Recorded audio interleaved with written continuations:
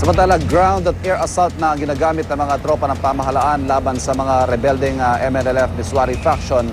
Samantala, maging ang mga bakawan po ay sinusuyod na ng mga otoridad sa paniniwalang posibleng dito nagtatago ngayon ang mga rebelde. Narito naman ang report ng mga kasama nating GMA reporters dito sa Zamboanga na sina Sandra Aguinaldo, Chino Gaston at Jiggy Manicad.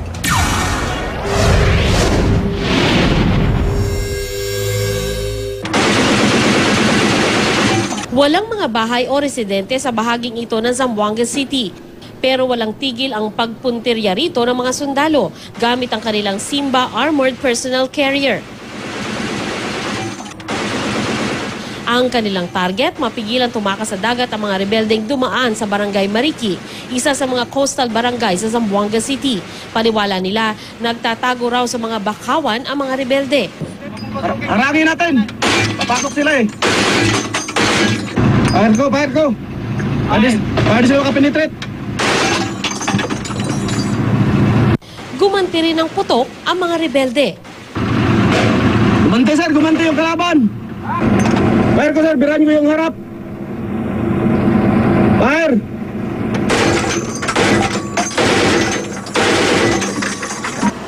Ayon sa mga otoridad, mula sa 5 barangay, 3 na lang daw ang hawak ng MNLF. May isang grupo rin daw na umuurong papalapit sa pier. We are using the best units we have.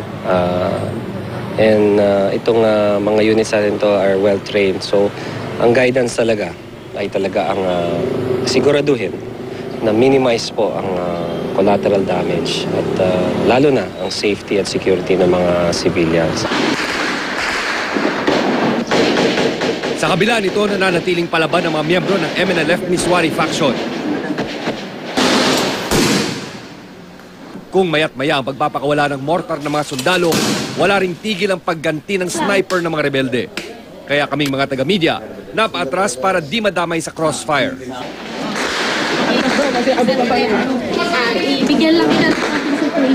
Bukod sa ground assault, nagpakawala rin umano ng 3 rockets ang 2 MG-520 attack helicopters ng militar. Bahagi raw ang mga ito ng kanilang operasyon na tinawag nilang constriction. Itong aming operation na to ay para lalo nating malimit ang kanilang paggagalaw at ang paghasik ng violence, lalo na sa ating mga civilians. Maigpit din ngayon ang pagbabantay sa checkpoint ng mga otoridad. Pero bago nito, nakalagpas sa kanilang pulang SUV na ito na dumaan sa aming lugar kanina. Naka-army uniform man ang nakaupo sa unahan nito. Napagalaman ng mga otoridad kalaunan ng mga spotter pala sila ng MNLF. Inaalam daw ng mga spotter ang posisyon at lokasyon ng mga sundalo para maitimbre sa mga kasamahan. Bukod dito, namataan din namin ang 4 na sakong ito sa Barangay Santa Catalina. Nasa loob ang umano yung mga miyembro ng MNLF. Nakita rin namin ang kotseng ito sa Barangay Camino Nuevo na tinamaan ng mortar. Inaalam pa ng mga otoridad kung kanino galing ang mortar na sumabog. Wala namang nasaktan sa insidente. Ako si Jiggy Manicad.